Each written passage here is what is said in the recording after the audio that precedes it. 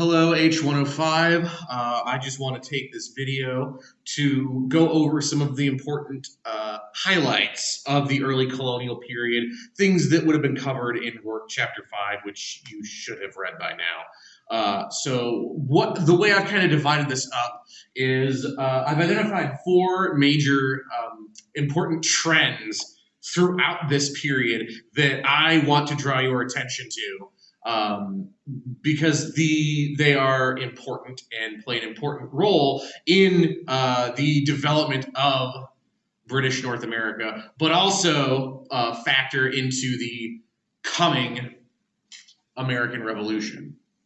So, the first one of these trends to identify and pay attention to is population growth. Over the course of the early 1700s, British North America experienced massive population growth. Massive population growth. And this increase in population was coming from a number of areas. First, you have what's referred to as natural increase, or just the colonists who are already there having their own children and raising families. As the Rourke readings mentioned, it was very common during this period for individuals to have very large families made with a lot of different children. So this had the effect of making natural increase the major source of population growth, predominantly in New England. New England, really the only way New England's population was growing significantly was through natural increase and just the raising of those very large families. There wasn't a lot of immigration going to New England because of the rather restrictive social attitudes of the Puritans, and also just the way New England's economy was set up and structured. There really wasn't a demand for slavery either. So there weren't that many slaves going to New England either. So it was really a lot of just natural increase being the cause of a lot of that population growth in New England. The second major source to pay attention to is immigration. In the early 1700s, a lot of predominantly Europeans were migrating to British North America. The middle colonies were the premier destination for immigrants, many of them being drawn to the economic opportunity provided in the middle colonies, as well as their general tradition of religious and cultural tolerance. Specifically, during this period, you have a lot of immigration coming from the German principalities and a group known as the Scotch Irish, which were actually, the Scotch Irish are an interesting group. Historically, they refer to Scots who initially migrated to Ireland, and then after a generation or two in Ireland, migrating to the New World, hence Scotch Irish. The third and last major source of population growth was slavery, and unsurprisingly, the biggest market for slaves was in the South. By the 1700s, the indentured servant system had died out significantly.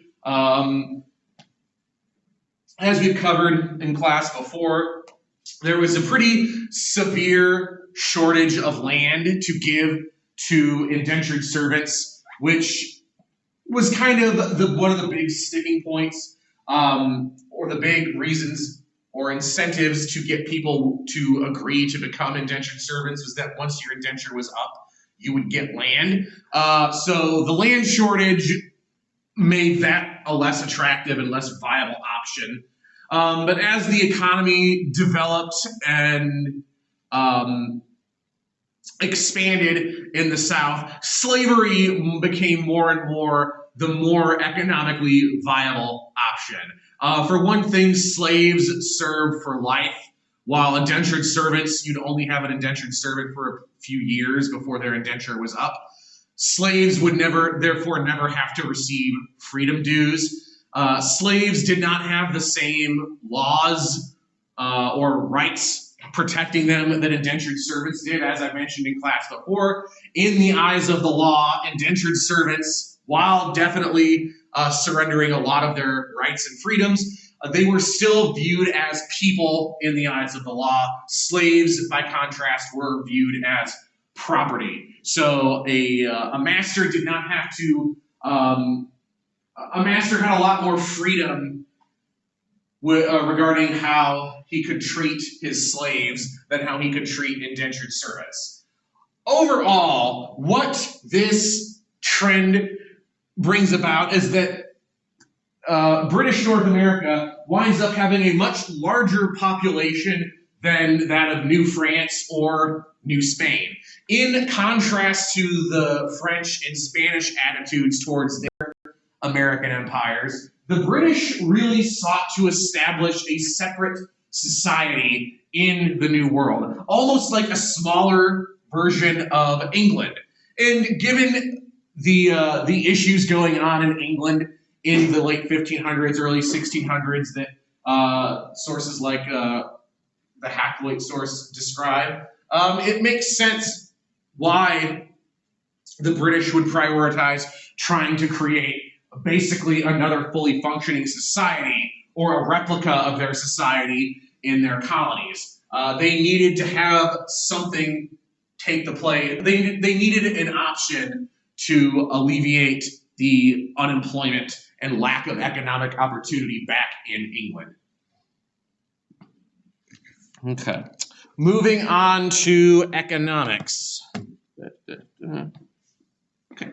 So, overall, the major economic development of the early 1700s concerning British North America was the expansion and the cementing of mercantilism. If you remember from geography, mercantilism was the main economic philosophy of this period in history. Basically, the whole idea behind mercantilism was maximizing the economic gain of the country as a whole. And colonies were viewed as the most efficient way to maximize said economic gain. It allowed the country to increase their exports, and it gave them access to all these additional natural resources without having to increase imports, enabling them to have the oh-so-important positive balance of trade, meaning that they were exporting more than they were importing. So this is where the triangular trade network comes from. That trade network, that cross-Atlantic trade between Great Britain, Africa, the West Indies, and British North America. And basically, this should hopefully be reviewed, but you have the colonies exporting agricultural goods and importing British manufactured goods, and also taking in slaves that would be bought in Africa for British manufactured goods. The most important export from the colonies was tobacco. So tobacco still remained the main cash crop, the most important export from the colonies to Britain. It's actually kind of interesting. Most colonial exports didn't even go directly to Britain. Most of them either went to other colonies or other parts of Europe. But tobacco, their main cash crop, that predominantly went straight to Great Britain, which was rather interesting. What's also important to note is that the colonies enjoyed a pretty high standard of living for the time. Actually, compared to England, the average person living in British North America had a higher standard of living than the average person living back in England. The main reason for this were relatively high wages because of a shortage of labor, cheap land, and the widespread accessibility and availability of British consumer goods. So what this means is that these factors taken together give colonists more economic opportunity. They give them more disposable income to the point where the average person can afford luxury goods from Europe, and as a result, enjoy a pretty high standard of living. So that was rather significant. This is also significant culturally in that it starts to foster a notion of independence within the colonists. In this case, it's economic independence. But this starts to give colonists greater choice and more freedom given their higher standard of living and their disposable income.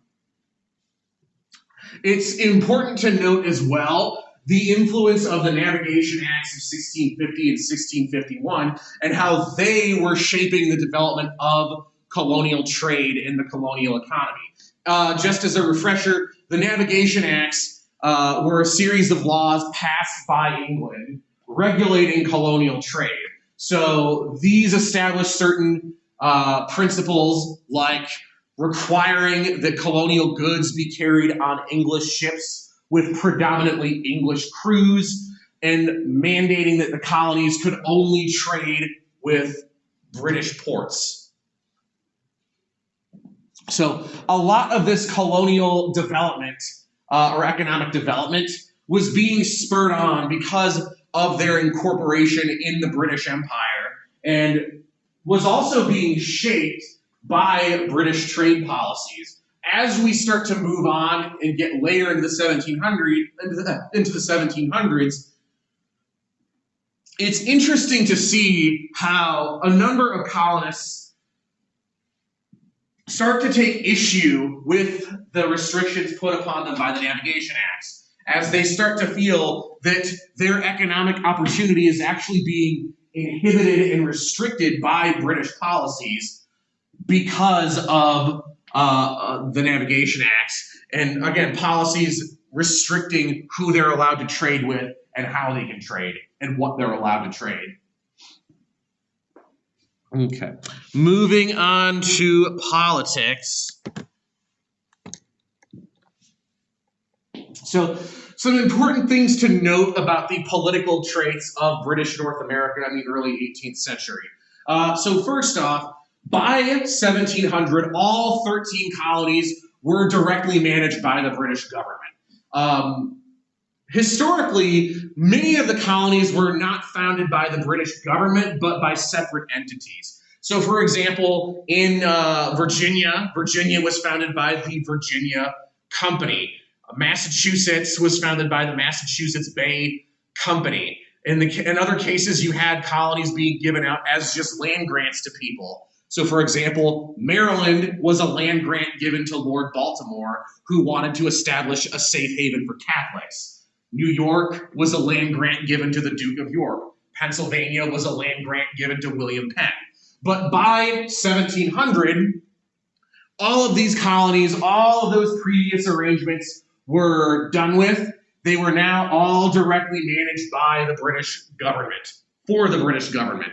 This reflects a change in the British attitude in that by 1700, the British government had realized the massive economic potential and strategic value of these North American colonies, and they no longer wanted to have such valuable assets being managed and controlled by third parties. They wanted direct control.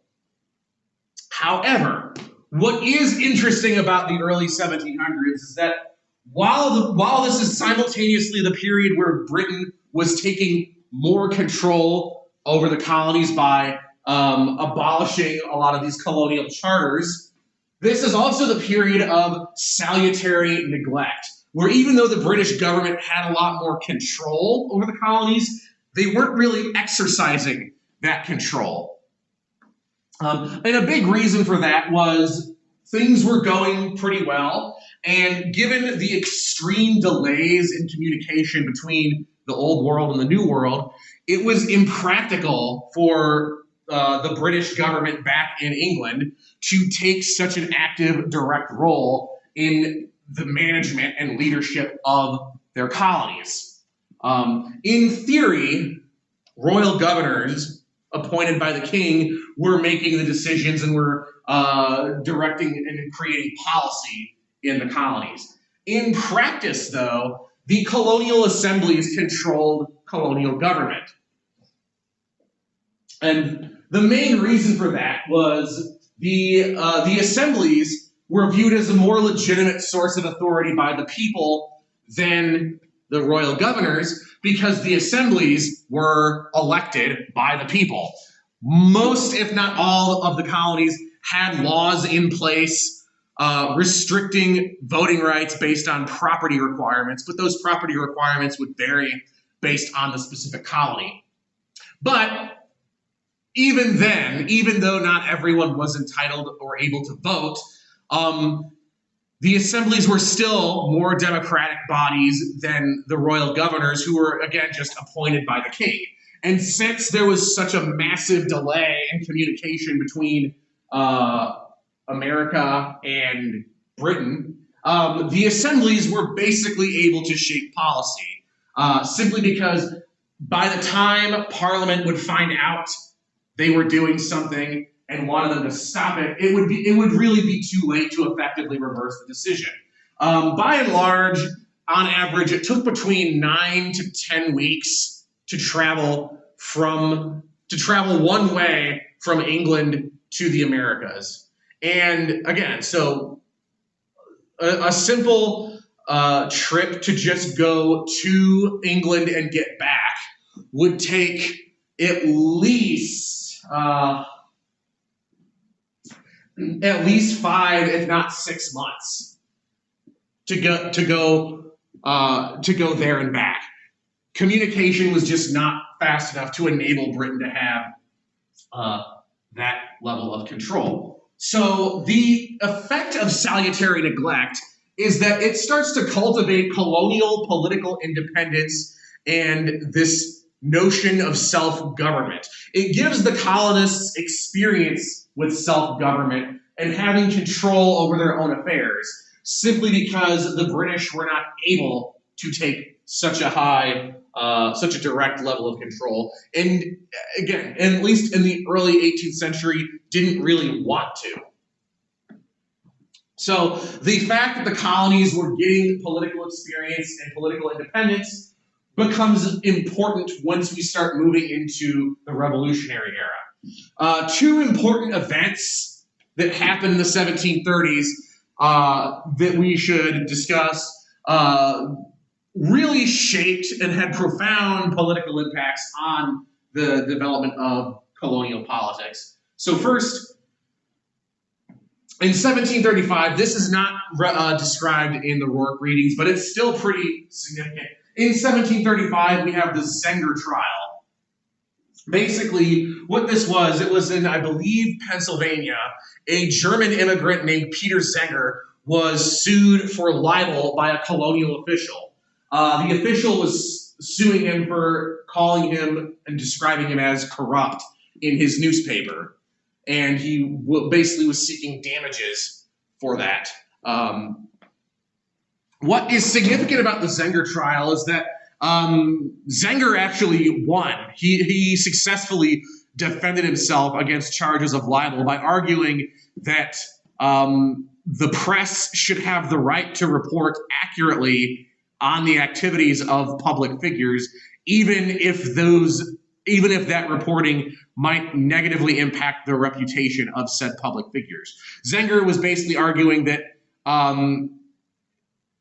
as a journalist, I should have the right to report on this guy being corrupt if he's actually corrupt.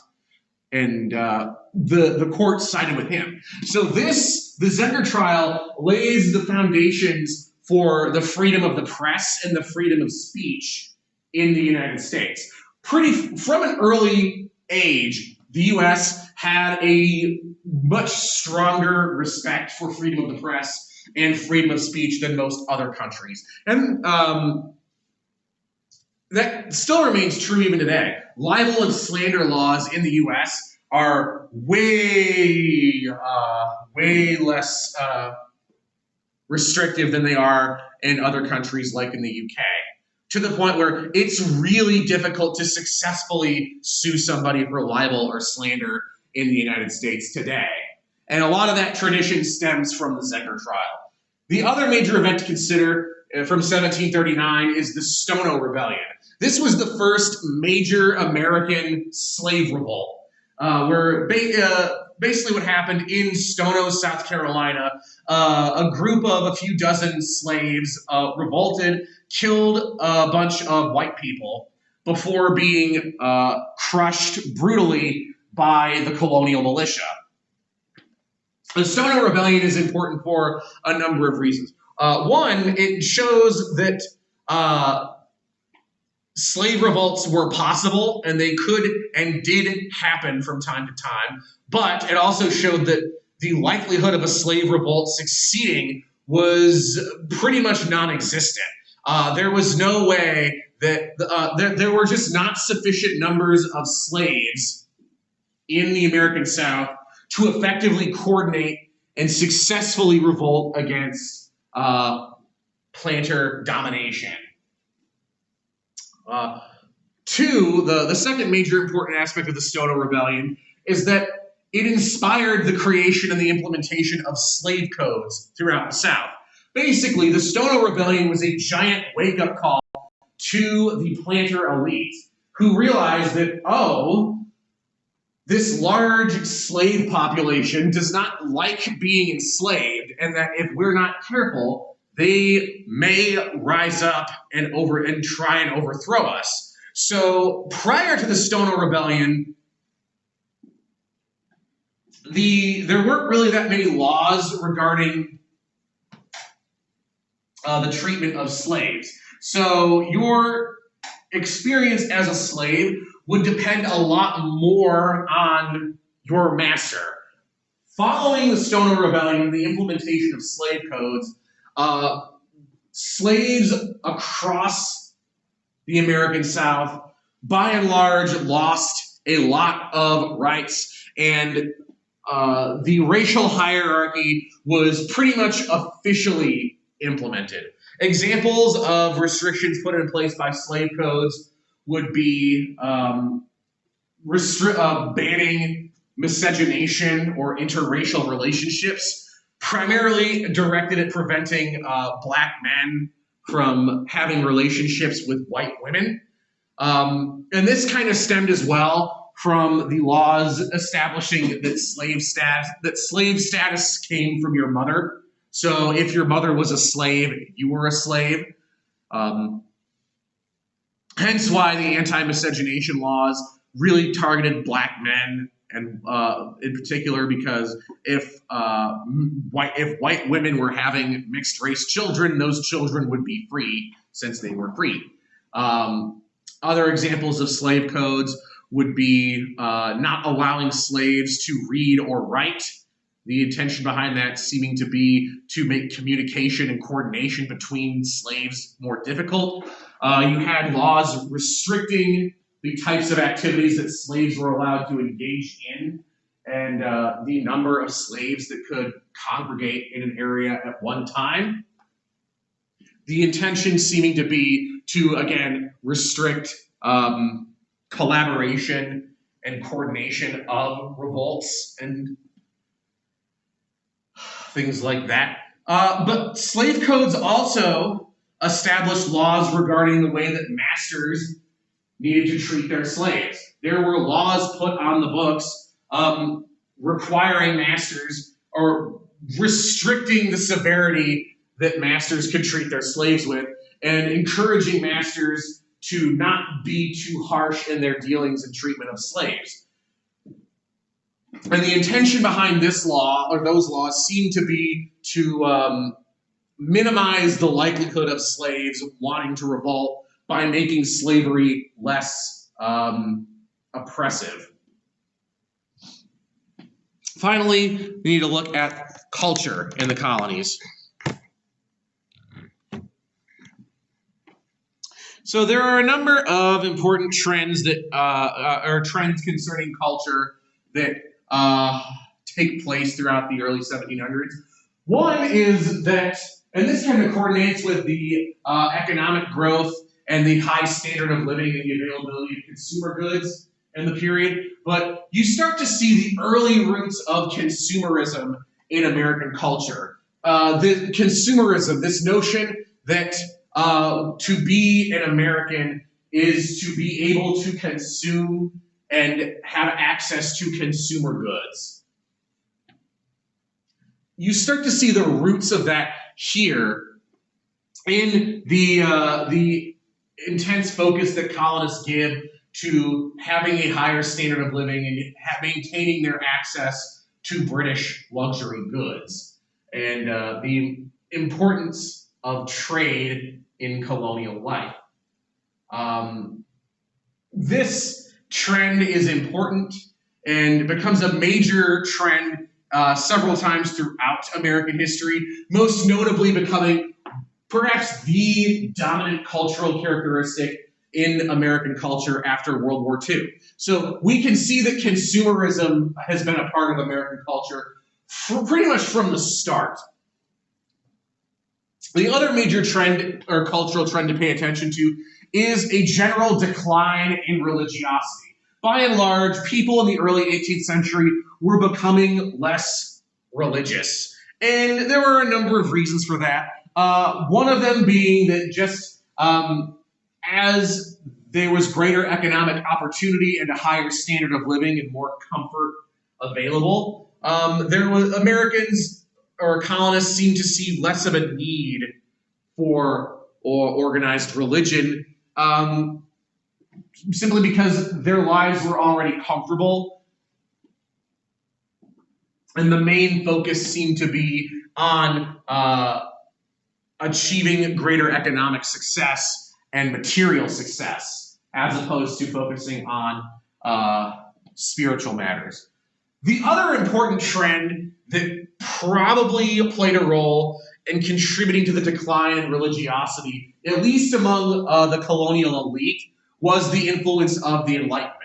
The Enlightenment was a philosophical movement and intellectual movement that started in Europe in the 1600s.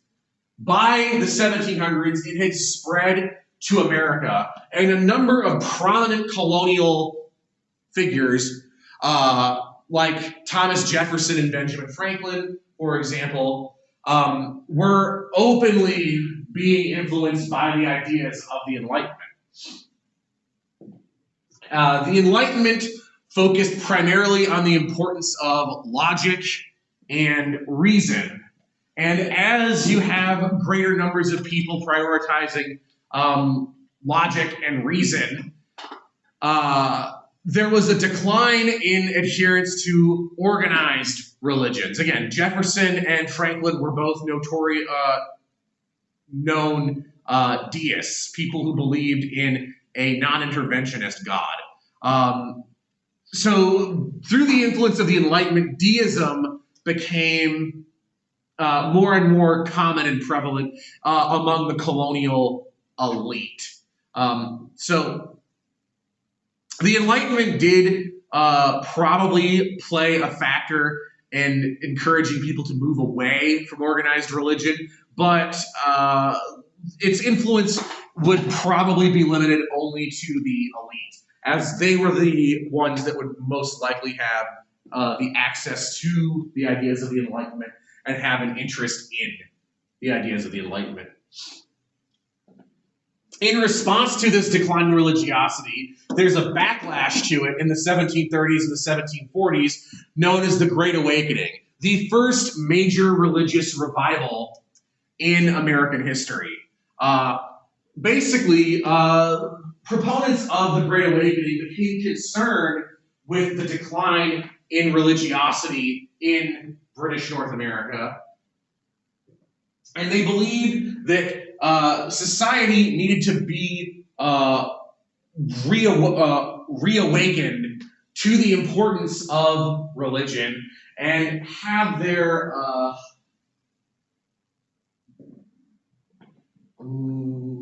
and effectively rededicate themselves to God. A lot of these early sermons deviated from the traditional preaching style and the more established churches at the time, like in the Church of England.